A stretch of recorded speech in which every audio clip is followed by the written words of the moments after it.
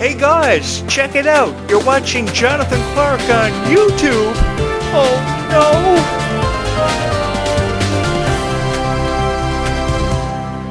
Well, good evening. It is quite lovely this evening, and I wait usually every night till just after dusk to produce this podcast for you guys.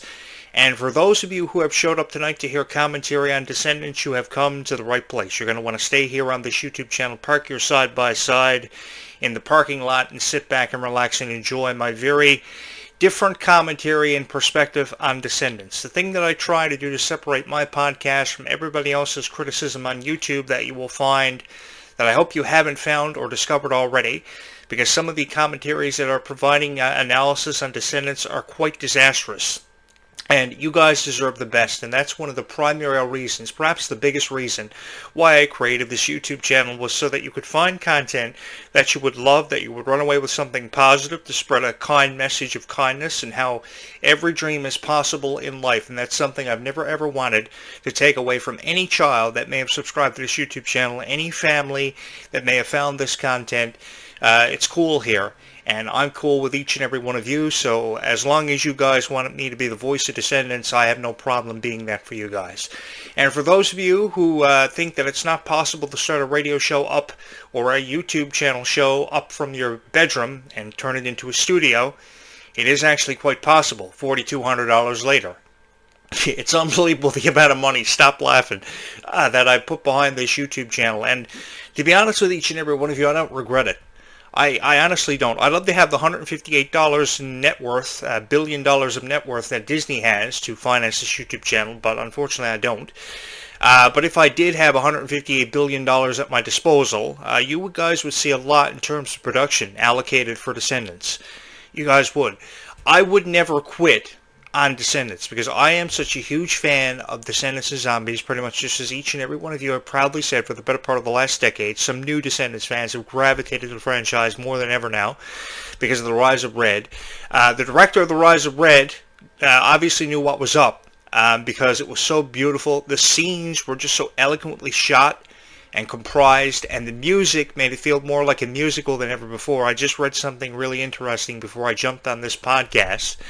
When they created High School Musical in 2006, it was described as the movie that started what was being referred to as the Disney Channel Revolution, because after that came Hannah Montana, then Hannah Montana the movie, and High School Musical the movie by 2008. Sweet Life of Zack and Cody, Wizards of Waverly Place, That's So Raven, of course, the spin-off, that Raven's Home, with Kylie Cantrell in that reoccurring role as Jasmine on that show. She had a lot of reoccurring roles, did she not, before getting the opportunity to be Red in the Descendants franchise? She had a reoccurring role as Tessa on Berserk, Jasmine on Raven's Home.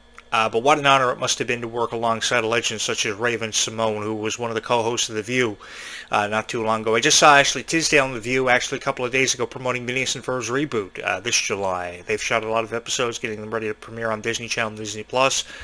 I'm really excited about it because I was a huge fan of Phineas and Ferb years ago. I just wanted to put that out there, and I was just as big of a fan of High School Musical. But if you want to talk about a revolution, I think you guys have started your own version of what could be called and referred to as a revolution with Descendants and Zombies, because with a rating of 6.4 and 6.2 for Descendants and Zombies, which is a point of percent separating the two franchises, these two franchises have come a long way for the better part of 7 years for Zombies and a decade for Descendants, because we've seen so many variations of this, and I will forever support it for each and every one of you. I realize how much each and every one of you have gravitated to this, and you appreciate your favorite characters, the music, the synopsis provided for us for each installment of Descendants, very different from each other. But I think a lot of people started to fall in love with the franchises after we heard the music from Descendants 2. Did we not? Ways to be Wicked. There was a song, Space Between was in there too, Chillin' Like a Villain. Great songs, and the songs ultimately in Descendants 2 were far better than the songs in Descendants 1. Descendants may have kicked it off for us in 2015, July 31st of that year. That summer was a beautiful summer to be a fan of Disney Channel and to be watching it, because they were pumping out great stuff. And then here comes Descendants 2, after seeing songs like If Only performed by Dove Cameron endless amounts of times at various conventions, on tour and what have you. She did so many covers of this one, even one with Ryan McCartan, when they're the girl in the Dreamcatcher. I was never a fan of the girl in the Dreamcatcher. I just want to put that out there because of just how Ryan McCartan had so much creative control with it. It was almost like Dove Cameron was really afraid to say something and be herself, and I'm really happy that Dove Cameron now has the opportunity to be herself and that she's gotten away from Doherty and McCartan because they were real control freaks. And now she's found somebody who apparently appreciates her for what she's worth. And I just want to put it out there that Dove Cameron should have had the opportunity to be who she wanted to be long before now. So this is long overdue for Dove Cameron. I just hated how much of a control freak Ryan McCartan was. He had all the say in the music, the way the group was choreographed, the music videos, what have you, and Disney was just promoting them. And Disney loved the idea of them being together. They were money. Disney saw dollar signs in them. And that's why they were publicized so much, but behind the scenes there was a lot of animosity between the two of them. They just couldn't coexist, and then they went their separate ways after about a year and a half of being together, and it was just ridiculous. So I just want to put it out there that anyone that is in that kind of position, I think you're better off going solo, and obviously Dove Cameron recognized that long before her time. Should have been recognized to go solo because she's making beautiful work. The album Too Much is out now. I've seen so many performances there. I think on Jimmy Fallon, she was on there a couple of weeks ago promoting that. The performance was lovely. The way these music videos for Descendants, The Rise of Red, getting back to this, were shot were beautiful. They were unbelievably gorgeous. The color schemes of the characters were very beautiful. I know the outfits received a lot of criticism. I know this because I watch a lot of YouTube videos every single day, prepare my own content. But to be honest with each and every one of you, with all the reviews that I watch of Descendants, I don't really prepare anything. I talk about Descendants from my heart for each and every one of you because I believe that's what you deserve. You don't deserve to hear somebody critiquing Descendants in a way that you don't want to hear it because you're the biggest Descendants fans in the world. I have about 1,000 Descendants fans subscribe to this YouTube channel for the sole purpose of Descendants. And by the way, thank you guys so much for that because you don't have to be here. You could be on anybody else's YouTube channel, but you're here tonight. You show up every night to hear a commentary on Descendants. And I can't thank you enough. From my heart to yours, unbelievable support that you've given this YouTube channel, and I hope you continue to do it. So if you're someone watching this for the first time ever, please go out of your way to hit the subscribe button. I would really appreciate it. I was the biggest Ruby Rose Turner supporter fan ever. She was an incredible actress. She brought the character Bridget to life in a way that I don't think anybody could have ever represented Bridget as effectively as what she did. If you ever were looking for somebody to portray the sweet Queen of Hearts, which I know is really hard for a lot of people to believe because you've known the Queen of Hearts to be a very irritatable villain for years, there was just something that got on my nerves with the Queen of Hearts for what felt like an eternity, and it's just amazing how so many people have followed suit and feel the same way about the Queen of Hearts. She was just dastardly evil. She was just somebody who just got on your nerves and loved getting on your nerves. I think she was created with a purpose, the sole purpose of getting on your nerves. I remember reading down through some of the comments of a lot of the videos that I originally threw up here on this YouTube channel pertaining to the Queen of Hearts, and everybody felt the same way about the Queen of Hearts. By the way, thank you guys so much for your input. I agree with you. I found that she was one of the most irritating villains in the history of Disney villains. My favorite Disney villains have to have been, I don't know, Maleficent. Ursula was always cool. A lot of cool villains have been represented by so many people over the years, but I think that Rita Ora's portrayal of the Queen of Hearts was a very beautiful representation of the Queen of Hearts. It's always fun seeing people like Rita Ora and Brandy coming in as the Queen of Hearts and reprising her role as Cinderella from the, I think, 1997 era, if I'm correct. That wasn't yesterday. I remember seeing that movie. It was so beautiful, and it was just so fun seeing her reprise her role and being the mother of Chloe Charming, Mila Baker. I think this was one of the biggest roles that Mila Baker ever had. You could see her feeling the pressure of being Chloe Charming, but she was so bubbly and so full of life, and I really appreciated that. Characters like Chloe Charming and Bridget were just so full of life and came off as inspirations to so many people out there. I myself was inspired by someone like Ruby Rose Turner's character Bridget because of just how fun she made life seem to be. I mean, she didn't care about anything, only spreading kindness and wanting people to return that same amount of kindness to her.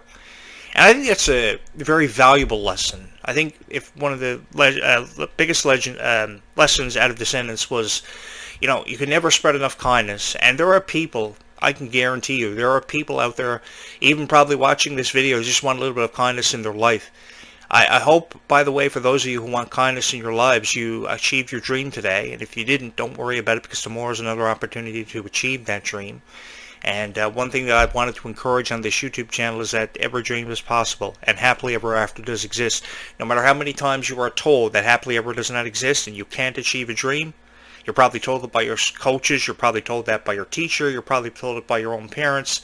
Don't ever believe that, because you are the one in control of achieving that dream, achieving your destiny. You also carve your own destiny and dreams before you even achieve them.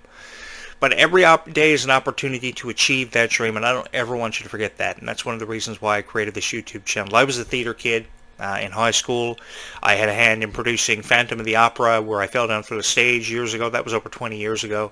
I wasn't attempting to be. I didn't ever audition for the Phantom of the Opera. I just was one of the tech guys. So anytime something would screw up, I would always be behind a computer, the smoke machines, working the special effects, and then one night I went up to check something after something screwed up. I think it was actually during the production, and I fell down to the stage. Wasn't good. Stopped laughing. I also had a hand in producing Dracula, a lot of ballet recitals, but you haven't got to tell anybody that. Learning how to dance is such a challenge for these Descendant stars. It's always been a huge challenge for these Descendant stars because a lot of them came in with no dance background, like Dove Cameron. She doubted herself more times than enough, but she was able to pull it off. Kylie Contrell had a little bit of a dance background, and I believe Mila Baker had one. Ruby Rose Turner also. But there's always an opportunity to learn something new, and learning the choreographing for Descendants, it was so perfectly done for people who had limited dance background. Incredible. And then years ago, you had someone like Dove Cameron in 2015 coming in with no dance background, whatever. She was signed for the purpose of her talent, and they knew how good she was on Liv and Maddie. They saw what she did with Luke Bernard in Cloud 9, Agents of S.H.I.E.L.D., so they immediately signed her, and she got so many opportunities after that. I just saw her performance of Too Much on Jimmy Fallon a couple of weeks ago. Die-hard Dove Cameron fan and supporter, although I don't agree with people closing the book on Dove Cameron, and she herself closing the book on reprising her role as Mel, and so many people saying about a year and a half ago that she gave up on her career. They never gave her a chance. I want you guys to give Descendants 5 Wicked Wonderland a chance. Don't immediately jump to criticism about this, because the thing you got to understand is there are a lot of people out there that are die-hard fans of Descendants. I know this because God love your hearts. You go out to the meet and greets. You are going to the Worlds Collide tour this summer with 43 residents all across the United States over the course of 3 months from July until September. God love all of your hearts for supporting Descendants the way that you do, dressing up as your favorite Descendants characters, going door to door on Halloween.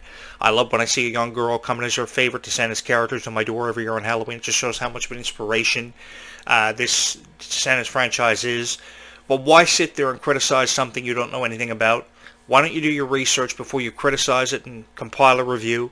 Why don't you give the characters the benefit of the doubt? Because some of them had very limited acting experience. I don't know why people immediately resort to criticism. Probably they think it's funny, perhaps. I don't know. But I loved Ruby Rose Turner for forever. I'm really sad she's not going to be a part of Descendants 5, but when you think about it, it's taking place in, it's going to be happening in present-day Wonderland, which means the element of time travel is not required to put this one off.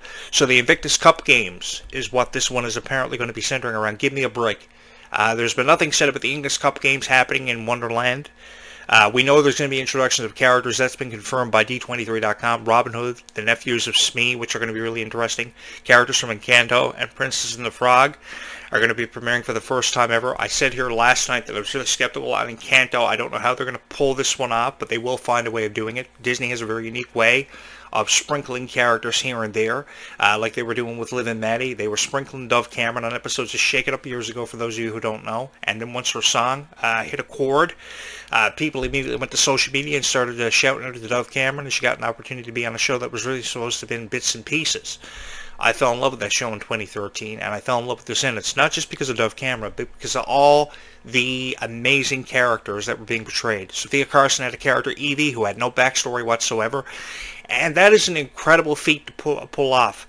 When you can take a character with no backstory whatsoever and pull them off, that is incredible. Now, I have a lot of respect for somebody who can do that. The only other person who could probably do that is me, as a vampire slayer in Dawn of the Vampires, which I'm putting the call in for Disney's production team to call me up and the opportunity to pull off.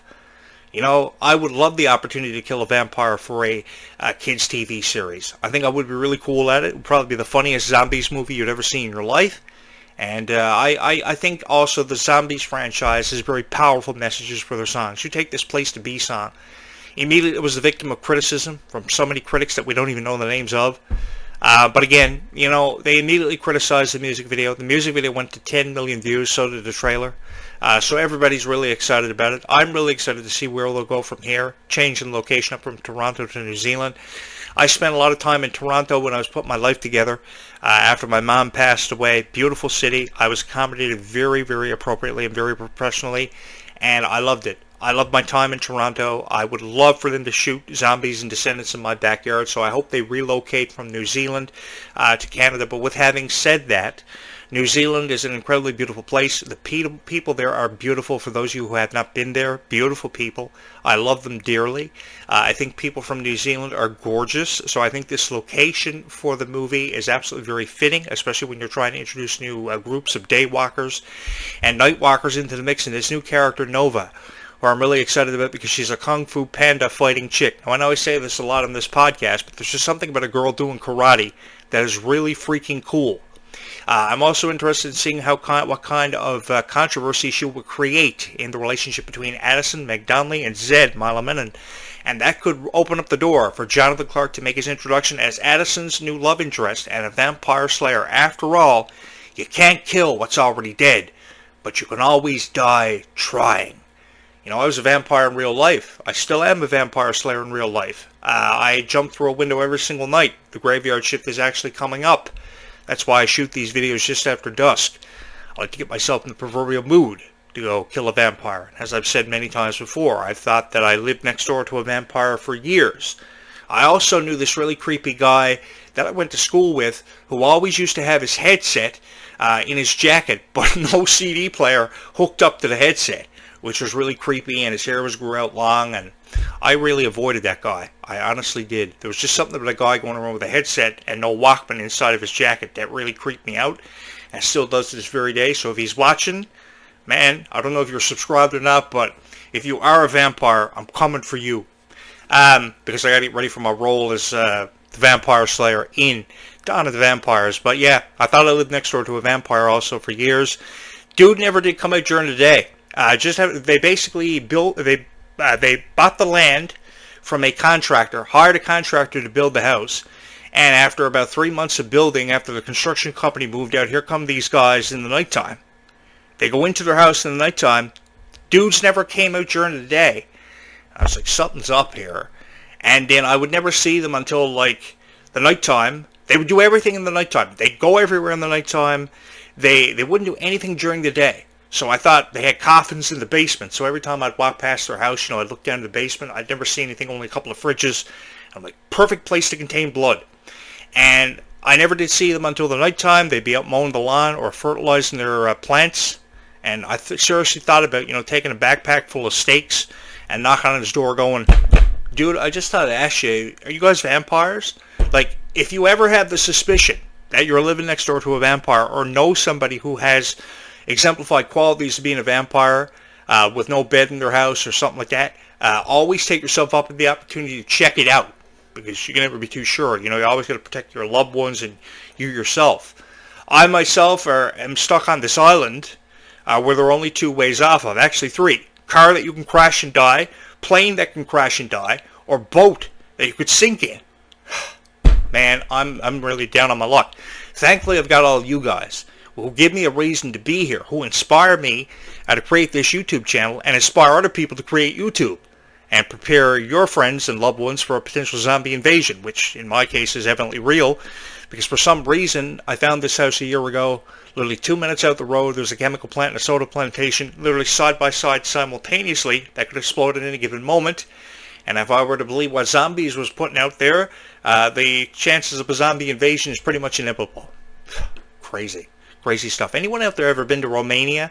I've never actually been there, but they say that building homes there is actually really cheap, so I might take myself up on the opportunity to move to Romania over the next year or so. I'll let you know how that goes. Mom was a teacher. She taught all over the world, and I don't think one of the places she ever taught was Romania, so I never had the chance to go there. She taught in British Columbia, where they shot Descendants. Beautiful place. You can see why they shot it there. Canada has so many beautiful heritage sites and stuff, so hopefully the cast of Descendants had a lot of fun shooting it. The final day of production wrapped up the other day. I just want to put it out there like I did last night. If you ever want to shoot Descendants 6, you guys can come here and live in my house. You don't have to live in a production trailer for 3 months. Ruby Rose Turner can play PlayStation 5. Kylie Cantrell can dance and bake in my kitchen and blow it up. I'll just pay for the cost of everything. to reconstruct the kitchen after all the damages are paid for and stuff. I know Ruby Rose Turner likes to listen to Justin Bieber, so I got like all Bluetooth speakers around this house that light up. So I just want to put it out there, if you girls want to come here and shoot Descendants, because I love you dearly, you come here and you don't have to live in a trailer for 3 months, and I'll pay for everything and I'll finance Descendants. Pretty much like I've been saying, if I run for president of the United States, I will finance Descendants out of my own pocket, and I will keep the franchise going for the next 25 years for anyone who will hit the subscribe or the like button and support my presidential campaign. If Donald Trump ever invites Canada to be the 51st state and the Golden Dome is followed through with, and Kylie Control can finally have a president whom she can be proud of. I've said that many times here on this YouTube channel. Please stop laughing.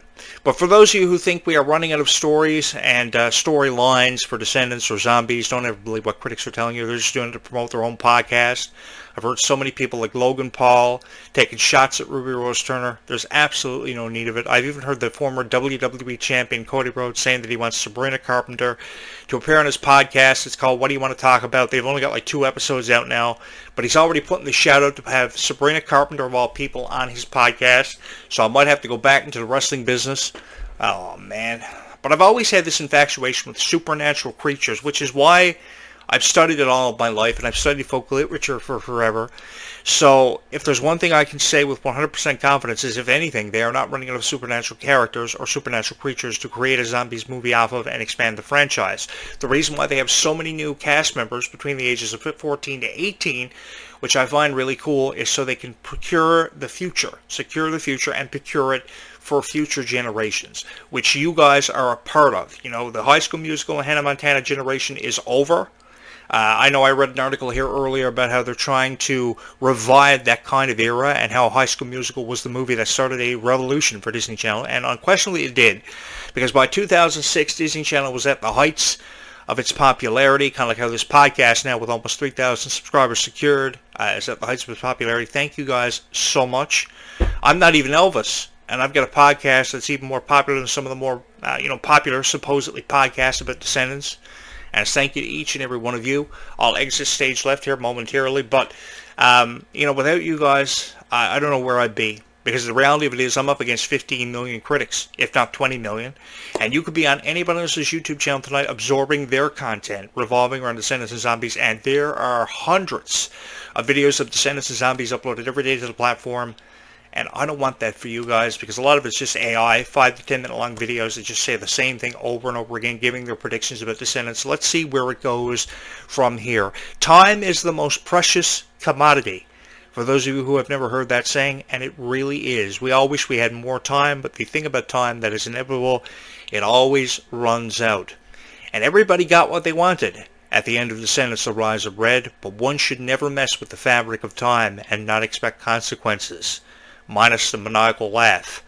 Again, I can see why you guys would prefer my voice and love my voice as the commentator of Descendants, providing you with commentary. They should just hire me to be a part of the opening monologues for Descendants.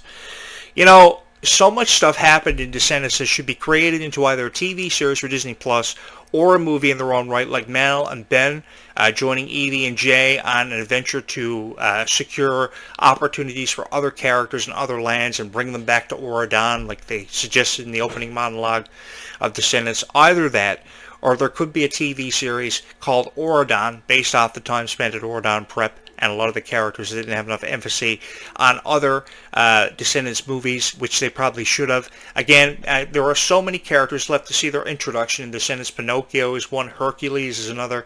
So many, you can go on and on and on. Peter Pan. They made cameos in the Life is Sweeter When You Were music video, which was a song that immediately got stuck in my head.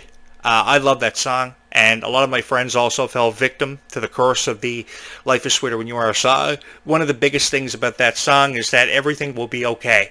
That is the most powerful message I think ever conveyed in a Disney Descendants song for any soundtrack, any EP that was ever dropped on Spotify, because it's true.